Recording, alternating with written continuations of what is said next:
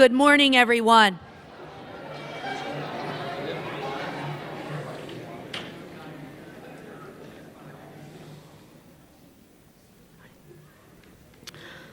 On behalf of the Interboro Board of School Directors and Administration, I would like to welcome everyone to the 2018 Hall of Fame induction ceremony. For those of you who may not know me, my name is Bernadette Riley, and I am the superintendent of Interboro School District. Interboro is rich in tradition, proud of its history, and of the outstanding accomplishments of its alumni, staff, and communities. Today, we are privileged to be honoring inductees Kim Duffy, class of 1984, Al Hagin, class of 1975, and Rich Williams, retired teacher with 35 years of service to the district. Each one of these inductees represents the best of Interboro and have achieved great success. Through their professional and personal careers, they, like all of the other Hall of Fame recipients, have brought honor to our community. I am so looking forward to having them share their stories with us today. To the family and friends of the inductees, congratulations. Members of the Hall of Fame and committee, alumni, the many students that are here today, staff, administrators, board members, thank you for being here and sharing in this important moment of true Buck pride. At this time, I would like to introduce and welcome to the podium Mr. Ryan Johnston, Interboro High School Principal. Thank you. Thank you, Ms. Riley. Good morning, everybody. I want to share a message with you.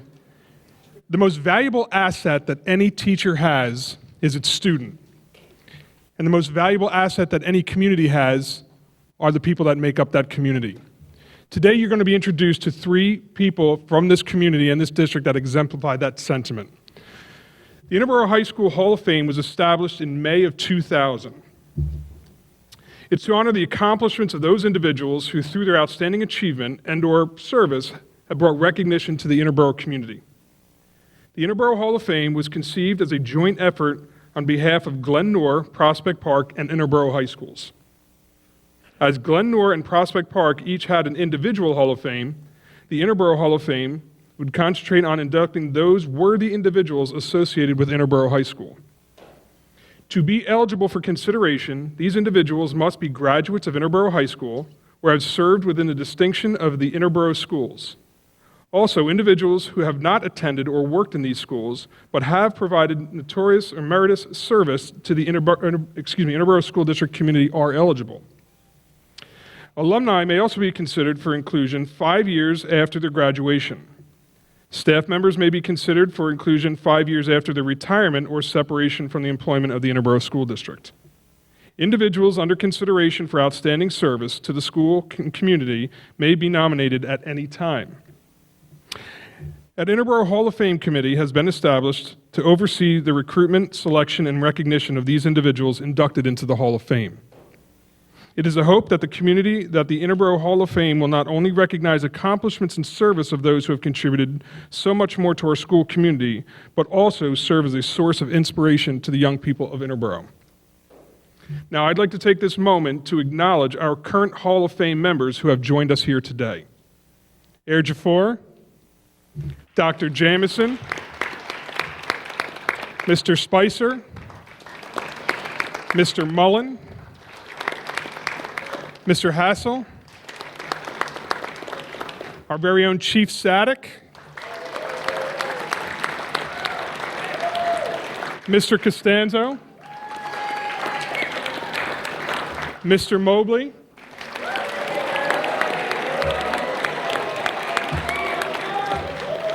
and lastly, Dr. Plattis, who was the one who created Dr. Plattis is the one who created the Interboro Hall of Fame and wanted to make sure not only alumni, but also former staff and community members who support our Interboro school community are recognized.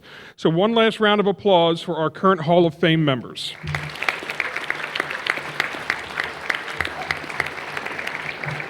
At this point, I'd like to introduce the Vice President of the Hall of Fame and Alumni Committee. Correct? Is that what you? Okay. Mr. Paul Gibson. Thank you. Thank you, Ryan.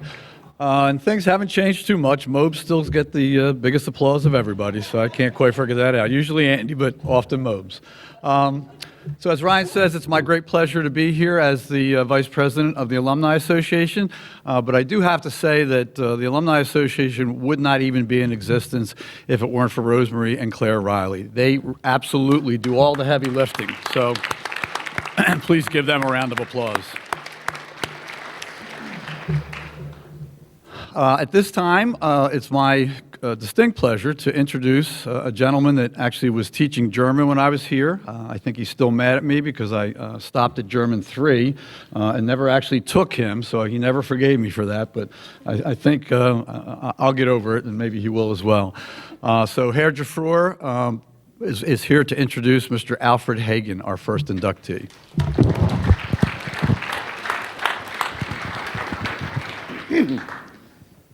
Good morning, Interboro. It brings back memories to me of being on this stage for many reasons as a class advisor many years ago for the International AFS Club and other reasons. Since Al's official biography is in the program that most have received, I'm going to speak briefly off the cuff about him.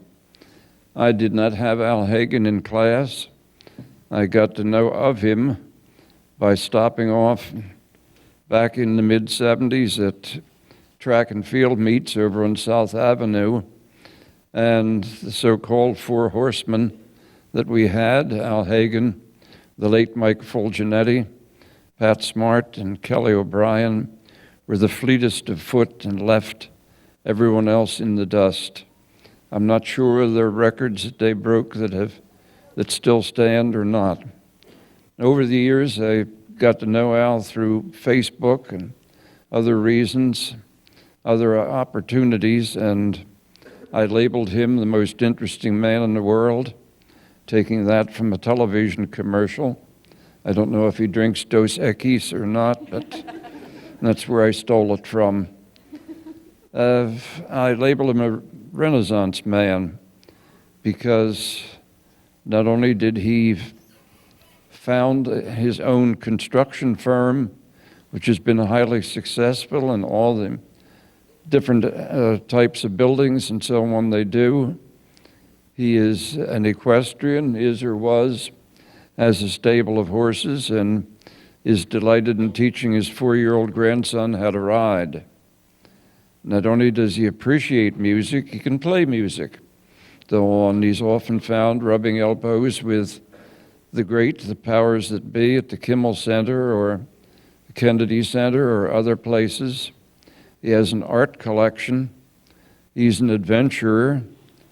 I forget all the details, although I watched it on the computer there a few years ago. He had heard about, through his interest in American history, had heard about airplanes, bombers that during World War II did not make it to their goal and were lost somewhere over the jungles of New Guinea, impenetrable jungles. And he and a crew went there and found the Gray Ghost, I believe it's called, and not only found it, but brought it back, had it restored, and it can be visited on the West Coast. So that is a capsule summary of the things that I know about him. And I've never found anybody that has had quite as many interests and acts upon them as our inductee, Al Hagin. And it's with my honor and privilege to introduce Al now and present his plaque.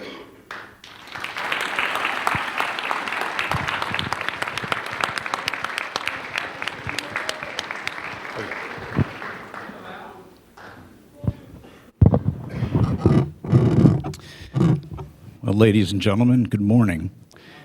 I was prepared to give a speech, but I think Herr Gefroor already gave one that I can't compete with, so I'm not sure. But thank you, and thank you for sponsoring me. Thank you for the Alumni Association for this distinguished honor. And I did go to school here back in the 70s, Several of my teachers are here. Ken Mobley, Andy Costanza, Herjafor were all here at the time. And we've had very special memories. And I was just telling Andy that he must have been a little kid when I was here. He's got more hair than I do. He looks like he's younger than I am. I'm not sure how that's possible. But anyway, it's wonderful to be here. And it's wonderful to be able to thank some of the teachers that impacted my life. And Herjafor, obviously, I say that he probably thinks higher of me than I think of myself, but thank you. And remember that. These teachers are dedicating their lives to giving you, preparing you for your lives. So it's wonderful that I have the opportunity to come back here through this organization and thank them, but try to make an effort to thank them while you're still here and you have that opportunity, because that opportunity someday will be gone.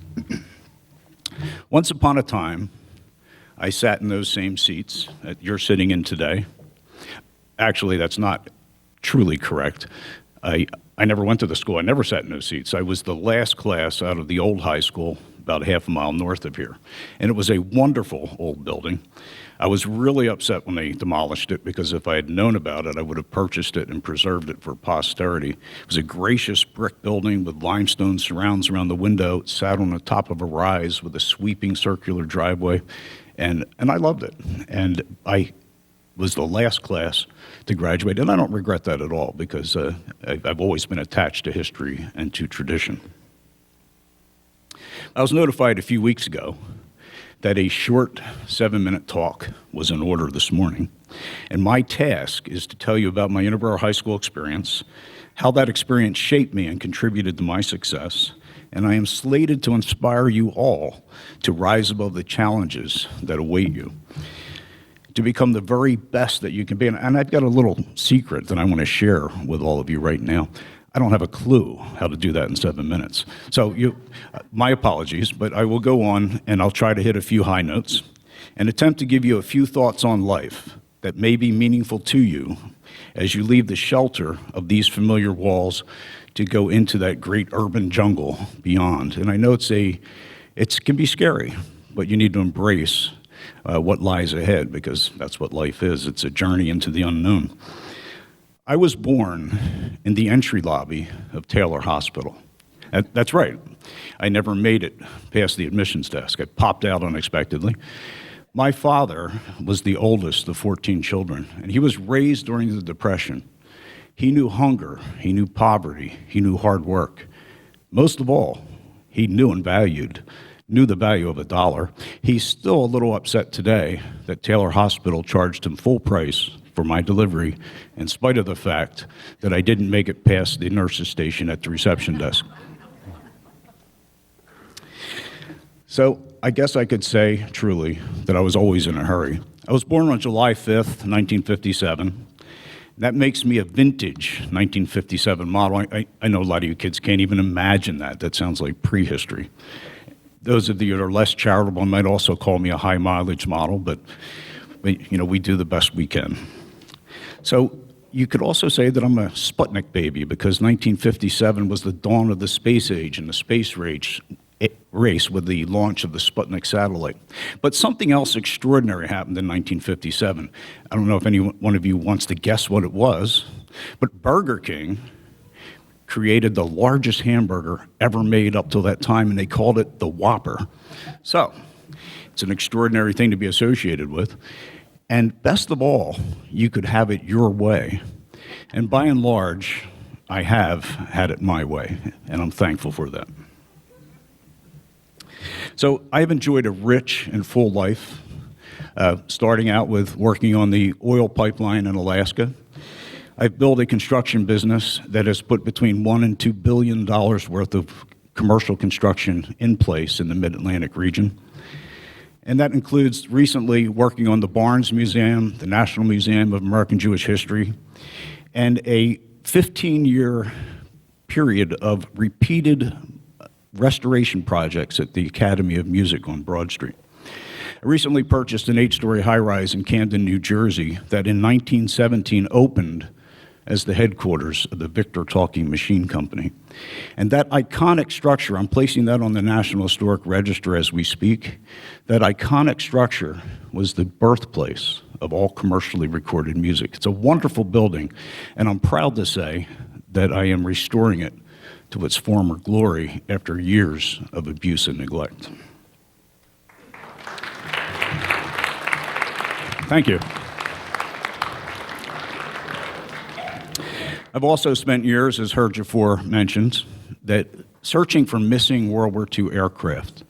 And that search began, I was searching for my great uncle, whose bomber crashed in the highlands of Papua New Guinea in 1943. I did find his plane. I found 8 missing aircraft that contained the remains of lost airmen, and I've assisted to return 18 missing airmen for burial with full military honors. And it was a wonderful privilege and a wonderful experience.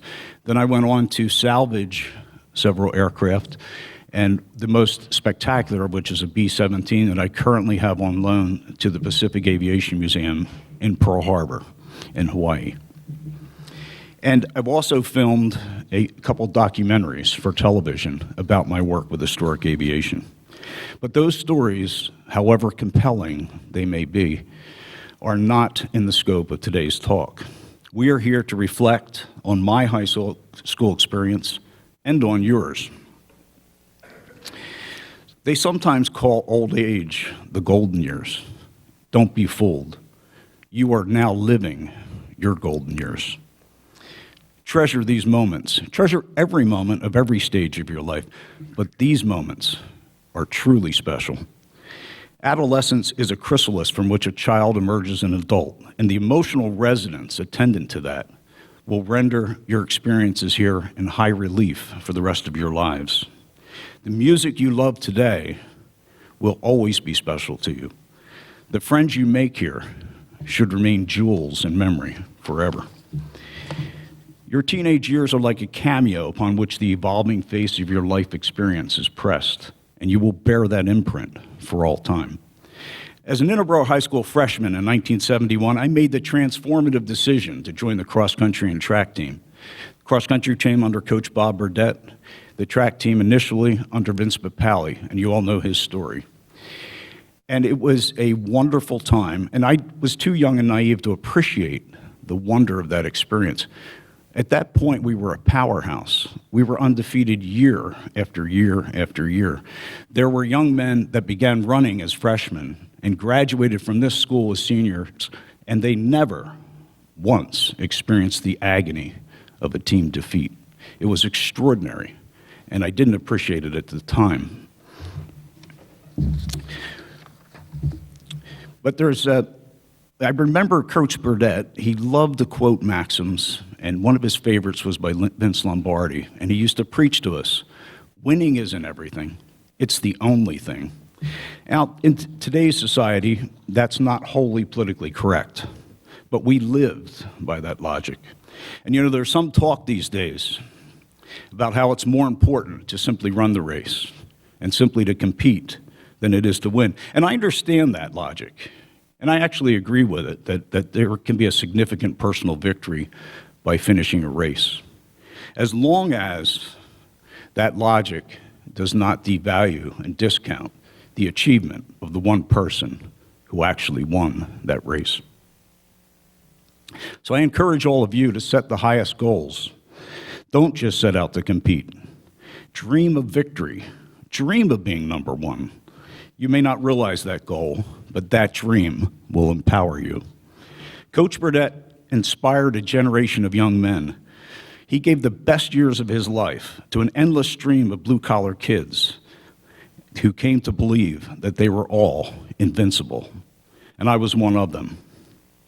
And it informed my life and changed my approach to life. I spent my entire adult life believing that I could do anything, and anything that I wanted to do, I could be anything that I wanted to be, as long as I pursued that goal with passion and dedication. And I relate that directly back to my experience at Univer High School and that cross-country and track program. I owe this school and its programs a debt that I can never possibly repay. Long-distance running is hard. It entails triumph over suffering and endless discipline. I can think of few things better suited to prepare a young man or a young woman for the rigors of life. Remember that most of the things truly worth doing in this life are hard and require dedication and discipline. I'm here to encourage you to reject the easy path through life. Refuse to follow the crowd if they are going in the wrong direction. And remember that fitting in will never make you stand out. And don't confuse discipline and hard work with any form of tyranny. Discipline and hard work to me is truly liberating. Giving into addiction or to any breakdown of discipline subjects you to the greatest tyranny of all. You become a slave to drugs, to cigarettes, to alcohol, a slave to your uncontrolled desires, unable to dictate the course and flow of your own life, and ultimately incapable of self-esteem.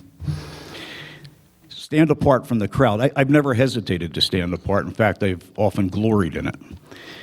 And I'm here to tell you that you can be mocked by the mob for standing out as an individual and for having integrity.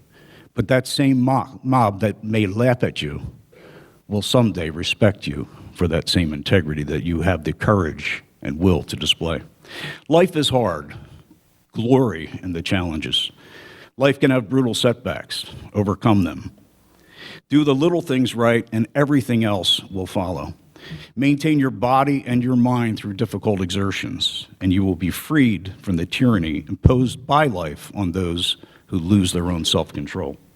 Become the master of your own mind, your own body, and you will become the master of your own destiny. I have enjoyed a great run in this life. It's been magnificent, and I've loved every moment. But it has not been a constant string of successes. I've also known soul-crushing defeats and failures. I know what it's like to lose over $1 million on a single project going badly. Someone once asked me how I could possibly deal with losses of that magnitude. And I simply responded that life is a journey. It's a joy, even the trials and even the tribulations. Because life is the greatest gift of all, and you really need to appreciate it. It's the greatest gift of all. This senior class will soon go out into the world to make your mark. There may even be some amongst you with enough generosity of spirit to become teachers to prepare the next generation for leadership. There are few jobs more important in this world than teaching, and few professions that have been more disrespected in recent years due to spending cuts and a lack of appreciation for education and the arts. Embrace the arts as well. Art is a transformative force. Life without art would be devoid of all beauty and not worth living. Art and love ennoble us. Without them, our existence would be animal and ugly. Art and love raise us above the mundane and elevate us to the sublime. Remember that quantity is not quality in either life or in art. And whatever you do, never stop learning and never stop educating yourself. Never lose your curiosity and never close your mind. I noticed that there are many more African Americans here today at Interboro High School than there were when I was in school. And it gives me great pain to realize that in this day and age, our society still suffers some of the pangs of racism. And that's doubly sad to me, because DNA science has demonstrated conclusively that the genes that determine our skin color, our eye color, or the texture of our hair are so minute that they don't constitute a basis for race. So race itself is a fiction. There's no such thing. We're just people, and in this case, we're just Americans. So our differences stem from cultural backgrounds and cultural influences. This school has always reflected a largely blue-collar, working-class neighborhood. Never apologize for who you are or where you come from.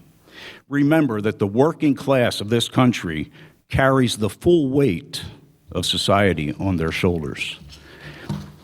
Some of you, I hope many of you, have had happy home lives and a fulfilling childhood, but some of you may live in broken homes. Some of you may have known poverty, want, and hunger at some point in your life. Some of you may have parents or relatives imprisoned by the chains of addiction or by walls of separation. Some of you may even have known abuse, and if so, you have my deepest sympathies. But I'm here to tell you plainly, loudly, and clearly, it doesn't matter where you come from or what challenges you have faced. The only thing that matters is where you are going. If you have the vision, the discipline, and the dedication, you will find that the higher your hurdles, the higher your triumphs. And in closing, let me say that the Interboro senior class that's sitting here, and there's another class here too that's not senior, but I'm referring to the senior class right now.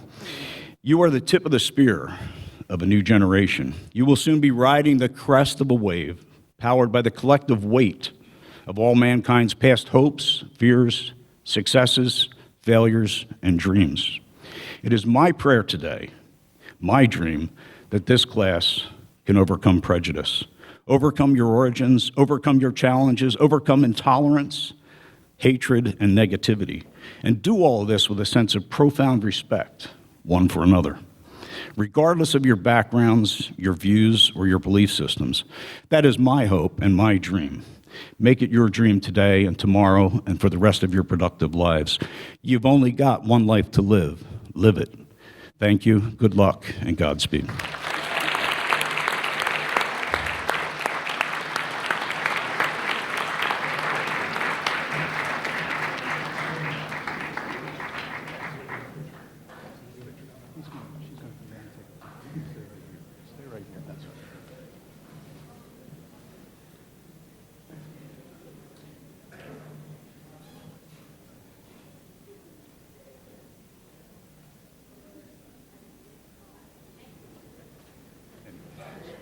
And Paul, if I could just apologize to my fellow inductees and to all of you. My good friend and mentor, Jerry Lenfest, died recently, and he's been memorialized this morning at the Academy of Music, and I have to show up there, so I'm going to have to leave. Very sorry, but I will rejoin the party at the Corinthian around noon. Thank you again.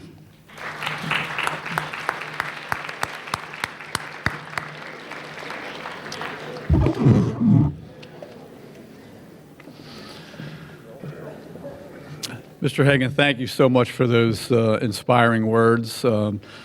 As a graduate of Interboro High School, those of you that haven't had a chance to take a look out in the lobby, you'll see a number of plaques of a number of outstanding people. And having grown up here myself, it always amazes me each time we have this event. And even though I wasn't involved at the inception, it was certainly not my idea. I've been involved for a long time, and it always makes me proud to see the folks that have come from Interboro. And so thanks to Mr. Hagin.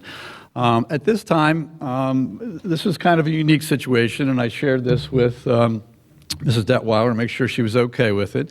Over the years, we've had a number of parents, moms and dads, nominate their sons and daughters, which is a wonderful thing. My mom, unfortunately, has passed away, but I'd like to think she thinks that I belong in some Hall of Fame somewhere along the line, because she was my mom. But in this particular case, Louise Detweiler did nominate her daughter, and the Hall of Fame members themselves decided that she was absolutely right and she belongs in. So please welcome Miss Louise Detweiler.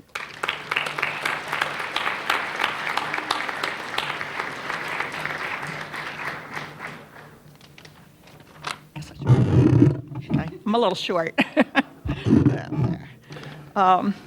This will be short. As I look at my daughter, I actually think back to the very first day that I walked her to the corner to catch the school bus to go to kindergarten. And she hopped right up on that bus and never looked back at me.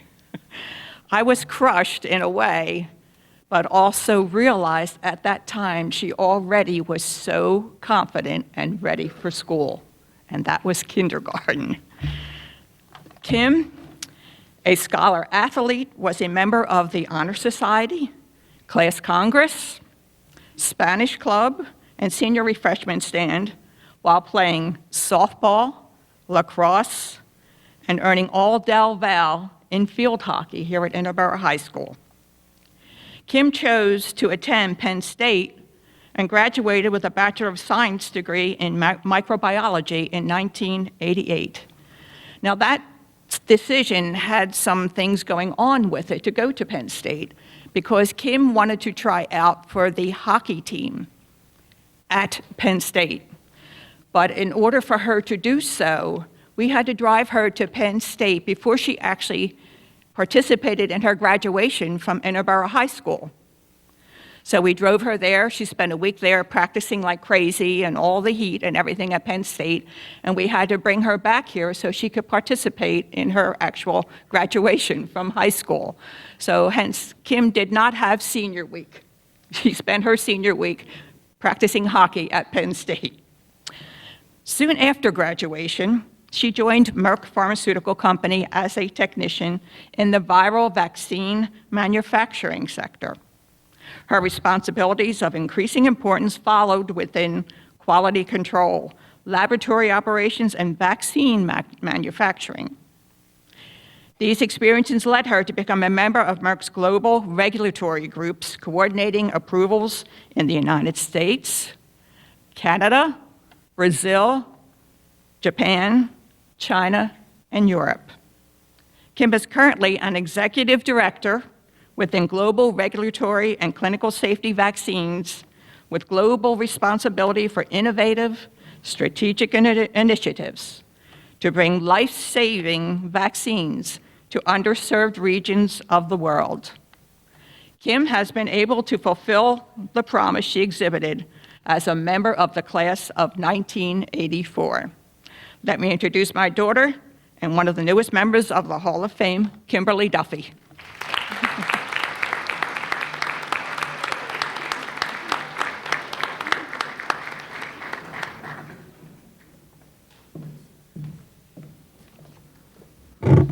Perfect height. Hi, everyone. So first, of course, I want to thank Claire and Paul Gibson, the Hall of Fame committee, Superintendent Riley, Principal Johnston, and everyone for sponsoring and hosting this event. It really is an honor to be here and to be inducted along with Al Hagin and Mr. Williams. So to start at the beginning, my education began at home. I have very early memories of reading books on the front porch with my mom. We went to the Tinicum Library all the time to get out books. I had great teachers at Tinicum Elementary. The ones that stand out the most for me are Mrs. Bondarchuk, Mr. Dykes, Ms. Pop, Mr. Oppenheim. We did flashcard races. We put on great plays like A Christmas Carol and Oliver. I remember one assignment back in elementary school where we had to write a paper on what we wanted to be. So there I was at, fourth grade or so, writing this paper, and what I wanted to be was a research chemist because I wanted to cure my grandmother's diabetes. And in the end, I did land in a career to prevent diseases. Junior high and high school, I continued to love math and science. Interboro provided me the basics as well as opportunities in advanced classes, clubs and sports, as my mom was just talking about there. To list off the teachers, Mr. Gallo, Mr. Campbell, Mr. Ruggiero, Mr. Mobley, Ms. Giglio, Mr. Keene. They made all of these classes fun, and I'm sure people think, like, how could physics and calculus be fun, right? There's no way, but they really were because it was something that I enjoyed, and so the teachers just made it more fun to be there. I will admit, the humanities, the liberal arts classes, yeah, not so much. I just got through those. But I will say that 1 year of Latin does still help me in Jeopardy, especially when I'm battling with my husband in the living room. It does shock me today when I hear things about girls not being encouraged in math and science, and even worse, discouraged to get into math and science. I really don't understand it. No one ever told me that I couldn't take math and science classes. In fact, back in elementary school, my parents bought me a microscope. So again, this just boggles my mind that there are people telling girls not to get into math and science. I was always interested in sports. My family went to Phillies games. We watched the Eagles and the Flyers on TV. I played township softball. I swam on the local swim team. In junior high, we got there, and this was South Avenue, so this was the high school that Al was talking about, became our junior high. And there were these girls with these really weird-looking sticks. And I said, you know what? I want to try that. And that was field hockey, and I loved it, and I played all through high school. It was the best sport ever. In addition to field hockey, right, I played field softball and lacrosse. I did try out for basketball once, and that was a horrible disaster. And not because I'm small, actually because you need to know how to dribble, and I couldn't. I wasn't the best on any of the teams, but I was that scrappy person that just tried really hard, and you could put me anywhere and I could play it. So that is how I've led my life. When it came time to go to college, my dad convinced me that, you know, you're good at math and science, so you should be an engineer. Okay, I'll be an engineer. So I got out this huge catalog of all of the universities, and yes, this is before the internet, so it actually was a huge catalog, and paged through and found all the schools that offered more than one engineering degree, because I really had no idea what kind of engineer I was going to be. So, of course, everywhere I looked at was out of state, and then Mrs. Bailey, our guidance counselor, said, you know, you really should apply to Penn State, too. Just go to somewhere closer. All right, fine. So I applied to Penn State, and of course, that's where I went, and I loved all 4 years of it. I never did make the field hockey team at Penn State, though, not Division I caliber. But after one semester at Penn State, I realized, you know what? I really don't want to be an engineer. I found out what they did, and it just wasn't appealing to me. So I got out a new book, and this was the Penn State book on all the majors they offered, and I came across microbiology. I'm like, wow, that looks really cool. So I call home, I'm switching my major, I'm switching over to microbiology, and my parents, bless their soul, they don't know what microbiology is. I'm like, okay, can you get a job with that? You know, yeah, I think so. So I switched over to microbiology, and that's what I did.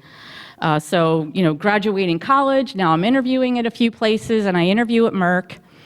And I really didn't know what they were, what they did, but it was an opportunity to make vaccines, and that just sounded pretty cool, you know, and of course, not being a poor college student anymore and getting a paycheck sounded cool too.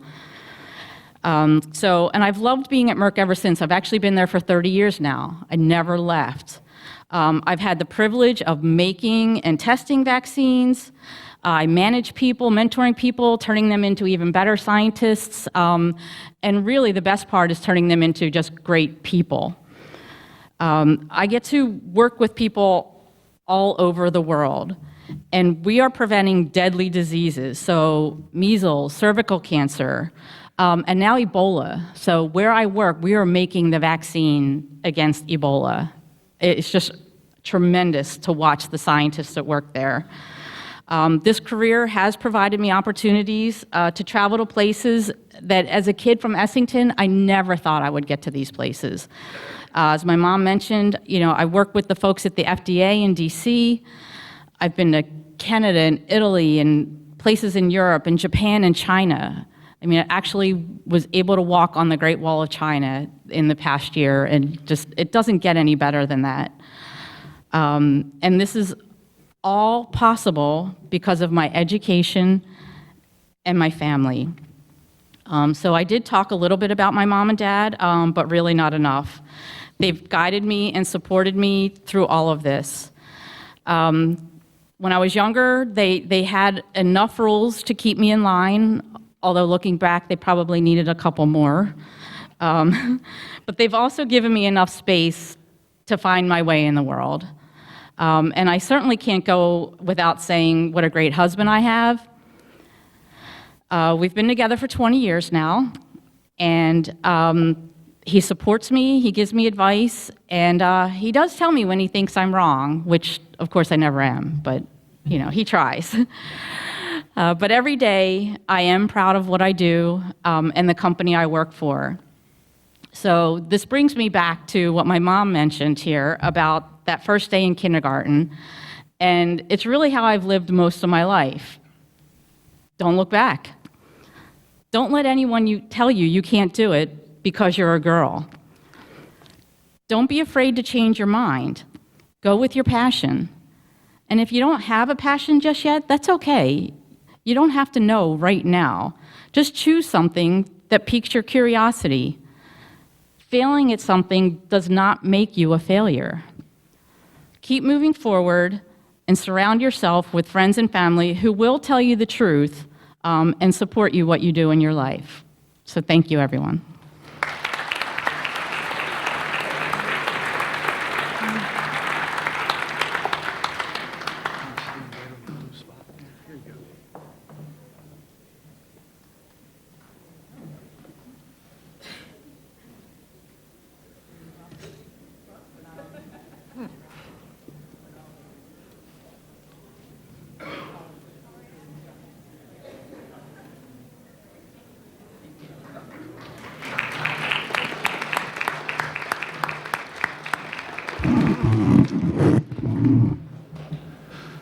Thank you, Kim, for those remarks. And as a boy that grew up in Norwood, and crossing Chester Pike was a big deal. Obviously, the Great Wall of China, probably never would have thought about that kind of thing. So congratulations.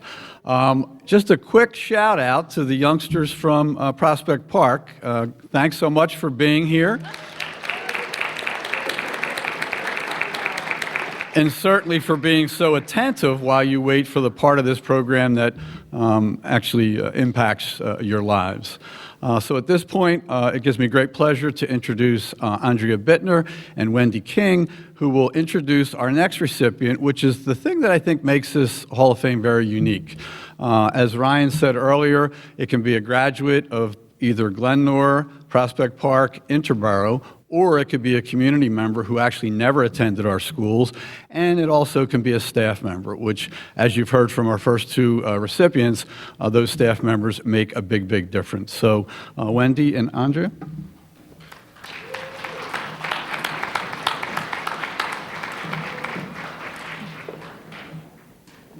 Good morning. It's a great honor to be here today to honor Mr. Williams. As the tall, content, pleasant face of Rich Williams enters the Prospect Park School early each morning, the building is buzzing with the usual activities: morning announcements, unpacking for the day, welcoming conversations, and agenda setting. Teachers are gearing up for their lessons ahead, and administrators are on the move supporting their building community, while students are smiling in anticipation of the learning to come. Throughout the day, as the building reading specialist, I get the unique opportunity to support many students. But throughout the day, as the building reading specialist, I also get the unique opportunity to travel alongside the steady path of our beloved Mr. Williams. You see, what is unusual about each day was that without fail, without exception, and without hesitation, Mr. Williams comes to school. A man who worked in the profession for more than 30 years in the Interboro School District. A man who creates, implements, tweaks, monitors, and drives our students to their personal best with enrichment lessons in grades 1 through 5. For hours, every single day. A man who inspires, challenges, and enriches not only kids, but anyone and everyone who comes across his path. He doesn't ask for compensation. He doesn't even ask for recognition.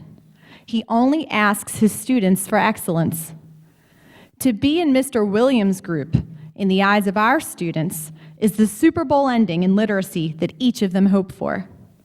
As I travel through my day, I see the look of pride in their eyes as they travel through the door to his office. As I travel throughout my day, I see the look of pride in his eyes as he picks up each group to deliver awesome instruction. I, like our students, am proud to know him. I, like our students, strive to be like him. And I am fortunate that our paths have crossed. For these reasons, and many, many more, we nominated him for the Interboro Hall of Fame.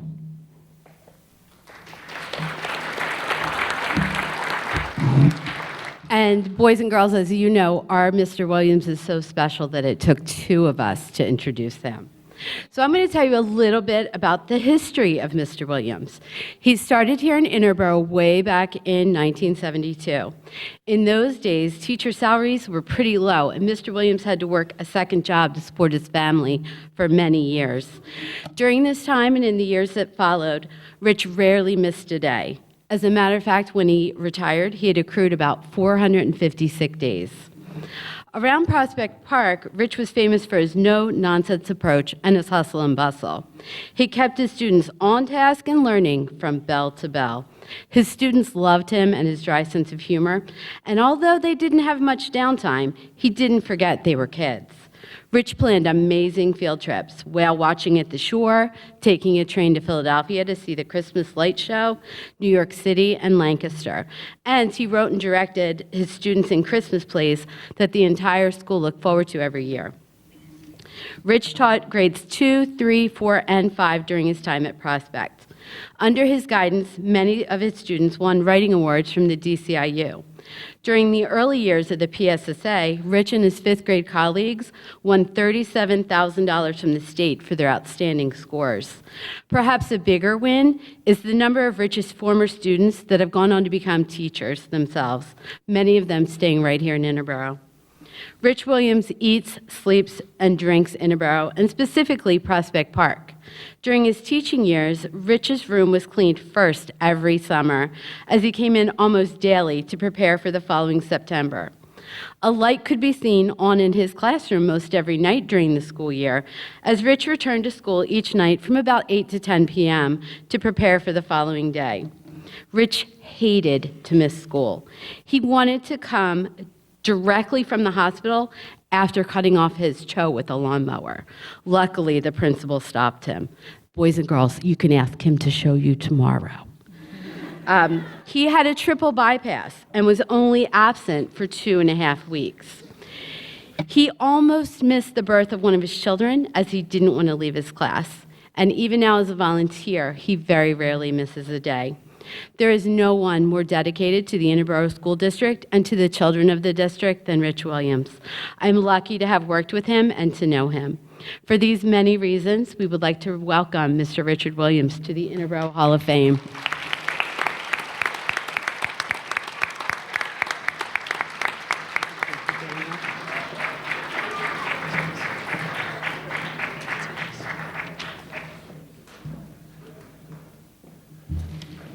All I can say is don't believe everything you hear. And after following the two other inductees, I feel very humbled to be here. They have accomplished a lot. When I was informed that I would be inducted into the Interboro Hall of Fame, I was told that I would be giving 2 speeches today. The second speech would be at today's luncheon, where I would thank those who had something to do with my being selected, and I would describe what it means to me personally to be selected to the Interboro Hall of Fame. I found that composing this first speech was just as I had expected, far more difficult. Yes, I have been working with students for nearly half a century, so giving a short talk to young people shouldn't be all that hard. But my audience was and has been elementary students. After all, I am 2 generations removed from you. Composing this first speech was a real challenge. My school years are very different from yours. I graduated in 1967 from a small high school near Scranton. Since that day, in June, approximately 19,000 days have passed, and little did I know the changes I would see and the advances that would be made during those many years. Believe it or not, our electronics consisted of a party line telephone. You actually shared your phone line with a neighbor. It was attached to the wall in our kitchen by a wire that limited just how private your conversations would be. We had a black and white TV with rabbit ears, and reception was fuzzy at best. There were 3 channels. Evening news lasted a half an hour. There were no 24-hour news cycles. At midnight, stations would sign off. An Indian head test pattern would be on the screen until 6 the next morning, accompanied by an annoying hum. Astronauts had not yet landed on the moon. Back then, heavy metal meant the material used to make your car.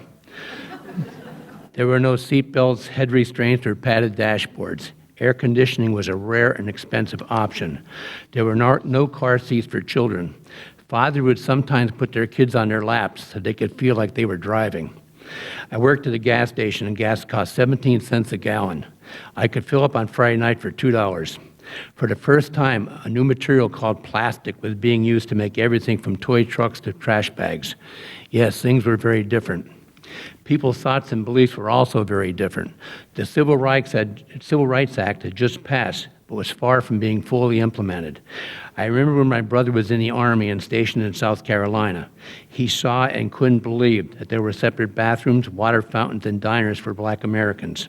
Several comedians from that era had routines filled with ethnic jokes and dumb blonde jokes.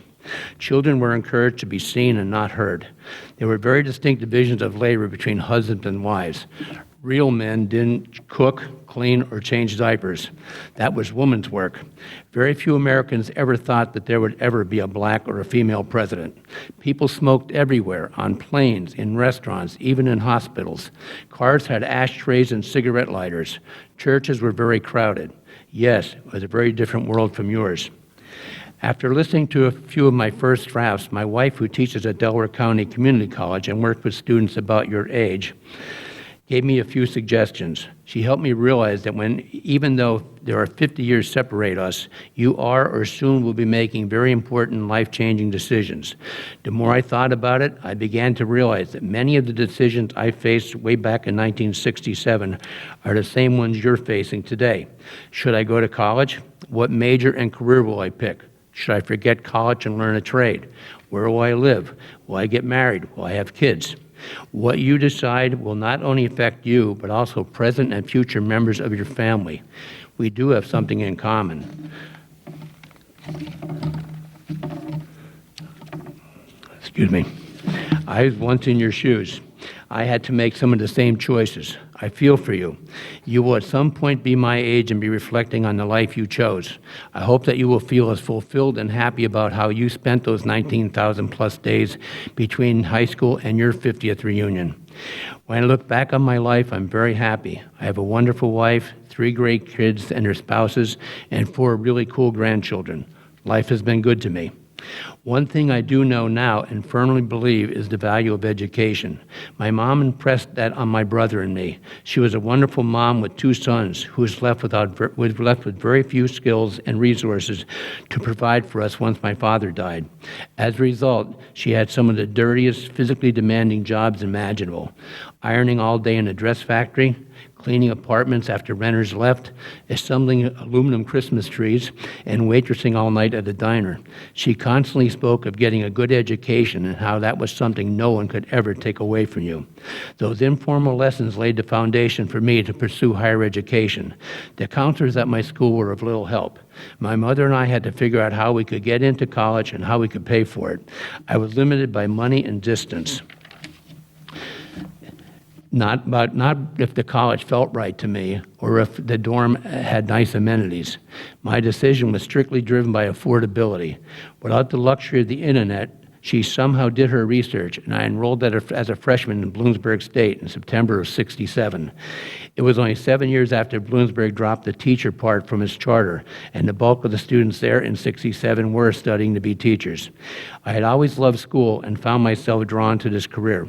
I enrolled as a secondary English major, but in my second year, I changed to elementary education, and to this day, it has been one of the best decisions I ever made. At that time, young men had to sign up for the military draft. In an ironic twist of fate, when I went for my physical, I met several of the football heroes from high school. They had large envelopes with them, which contained their health records detailing their football-related injuries. I had no such envelope. Little me, who faithfully cheered for them every Friday night, was the only one that day that passed their physical. So I joined the National Guard, and 5 weeks after graduation, I was off to Seattle for basic training and not able to pursue my career until I was completed my active duty. I returned and had to substitute until I came across an opening at Interboro. I'd never even heard of Interboro, but believe it or not, there was a teacher surplus back then, and finding a teaching position was very difficult. Being a man also didn't help. Men in elementary education was unheard of. After I was hired as a second grade teacher in September of '72, I remember going to an in-service workshop. I found myself in an auditorium with about 300 women. I was literally the only guy. I remained a loyal member of the Interboro school family for the last 47 years. 40 of them as a teacher, and the past 7 as a volunteer teaching reading in the same hallway in which I began my career all those years ago. It seemed like such a short journey. I was 22 years old. They say if you find a career you love, you will never go to work. That is how I feel about teaching. So I guess I've been effectively unemployed for the last 47 years. As my wife and family will attest, I have never said I was going to work. I always said I'm going to school. I still want to be here. Many people openly wonder why I still come back to volunteer. The answer is easy, I love it. Even though I'm obviously old, I still want to feel that I'm contributing something to make the world a better place. And to help some young people do well. I could be a grumpy old man at the senior center complaining about today's kids, property taxes, and teacher contracts. Or I could be in school with the happiness of young kids and enjoying and feeling rewarded by their enthusiasm for life. I choose the latter.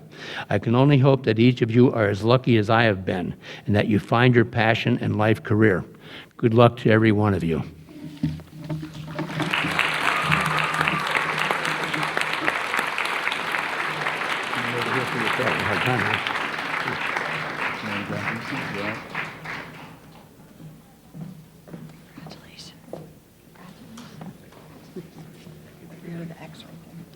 Slide out to the X.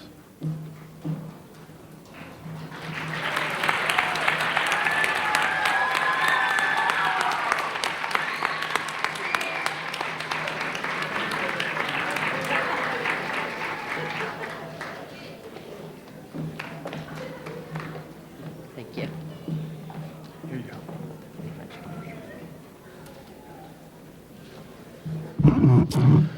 Thank you so much for those remarks, Mr. Williams.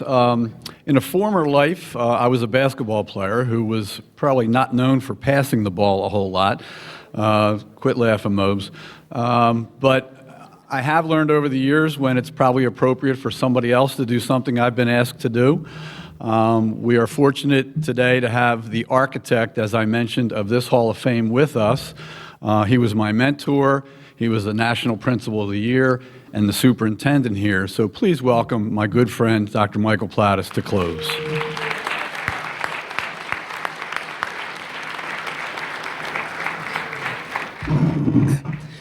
Good morning, everyone. No formal speech, and you've been an absolutely wonderful audience this morning. And as Principal Johnson, you can be very, very proud of your and Superintendent Riley, you can be very, very proud of your students. I've been asked just to provide a 2-minute closing, and I'm happy to do that. As Mr. Gibson said, I had the distinct privilege of serving as the superintendent of schools and as the principal of this high school for about 10 years. It was during that time, somewhere back in the late 1990s, that I had an idea about creating what has become the Interboro Hall of Fame, and I'm indebted to the Rileys for making it better than ever. When the idea came, we wanted to do two things. One, we wanted to look back and remember. We wanted to remember those individuals from Prospect Park, Glen Olden, Tinicum, and Norwood, who, by virtue of their accomplishments or their service, stood out and served as an inspiration for others. And that's what we wanted to do from the beginning, to do two things. We wanted to look back and at the same time provide an opportunity for the young people of today, and that would be you, to look ahead. In the almost 20 years that the Hall of Fame has been in existence, we've had the opportunity to honor writers, artists, musicians, scientists. We have an NFL alum, Vince Papale, among our ranks. We have a former head basketball coach at Duke. We have a member of the World Cup field hockey team. We've had Navy fighter pilots. We've had police officers. We've had teachers. We've had school board members, and they all share two commonalities. One, they made an impact in the lives of others, and two, they sat in the same seats that you're sitting in right now. So the purpose of this 1-hour program was to look back and in some way to help inspire you, part of the Interboro School District today. If I can close just by tying everything together with just maybe three quick lessons. Number one, if life has taught me anything, it's that life and time goes by very quickly. If you, the senior class of 2019, if you look across at the youngsters from Prospect Park, the fifth graders, I would venture to say, in fact, I would buy you lunch in the cafeteria today if I'm wrong, that the years separating from when you were back in fifth grade or eighth grade, or even from when you were a freshman, have gone by so very, very quickly.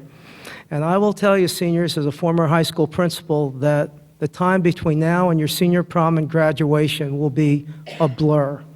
And before you know it, you will be a scared freshman in college or wherever you'll be come this September. Lesson one is time goes by quickly, and as you've already been told, cherish every day and make it count. Lesson number two, a message you've also already heard today, is always be proud of where you come from and who you are. Even the most accomplished people that you've heard speak today and those who are in that Hall of Fame will probably, and even 1,000-point basketball stars like Paul Gibson will tell you, there are days when you don't like yourself. There are days when you're not proud of yourself. And there are days that you wish you were somewhere else. But I will tell you, the message is loud and the message is clear, and you've heard it from other people already this morning. Always be proud of who you are, and always be proud of where you come from. And then the final message I have for today in closing this program, other than to thank everyone, is that I would venture to say that each one of you, like the people in the Hall of Fame, you probably don't realize just how good you can be, or even what it is that you're good at doing. That's the purpose of high school, it's the purpose of college, it's the purpose of growing up. That each one of you, as corny as it may sound, you don't realize just how great you can be. In the 20 years of the Hall of Fame, many of the Hall of Fame inductees were superstars from the time they entered kindergarten, and they were certainly superstars during their time at Interboro High School. But you know, what's interesting, some of them were not. Some of them, during their high school careers, were rather nondescript. But through a combination of hard work and sheer determination, we're able to become some of the most important people who have ever walked these halls or who have served in this community. I guess the last note, other than again to thank everyone for helping to keep this tradition alive, and to thank you for being so attentive this morning. What it all begins with, and the central theme of tying this together, is the rest of your life does begin today. If you were in any way touched by anything that you've heard from any of the speakers today, that what you can do in being one of those people who make a difference in the world, in the community, in Interboro High School or in Prospect Park, it begins with working hard, and it begins with being kind to each other. It begins with as simple as that. You want the secret for greatness, working hard and being kind to each other. So with that, no more lessons. And Mr. Johnson, Ms. Riley, you can be extremely proud. Give yourselves a hand if you would. Thank you. Thank you, sir. Appreciate it.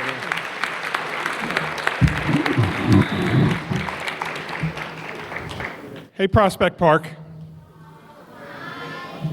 Pretty cool, right? Yeah. Seniors, this morning, we had the privilege to sit among giants that walk through these hallowed halls in this community. It's an absolute privilege. Before I dismiss you back to period 4 or 5, I think it is so important to say one last time, thank you for everybody who's put this together, and one more round of applause for our Hall of Fame members.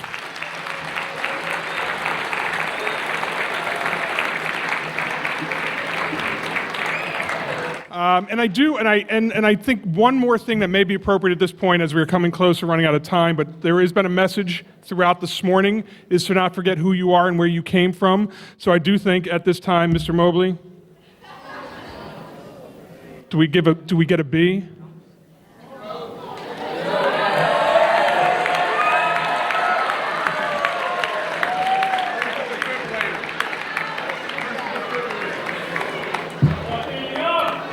You heard the man. Everyone on your feet.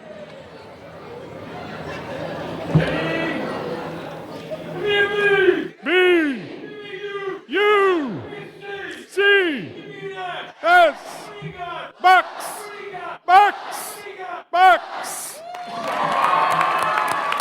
All right, ladies and gentlemen, reporting back to period 4-5. Thank you.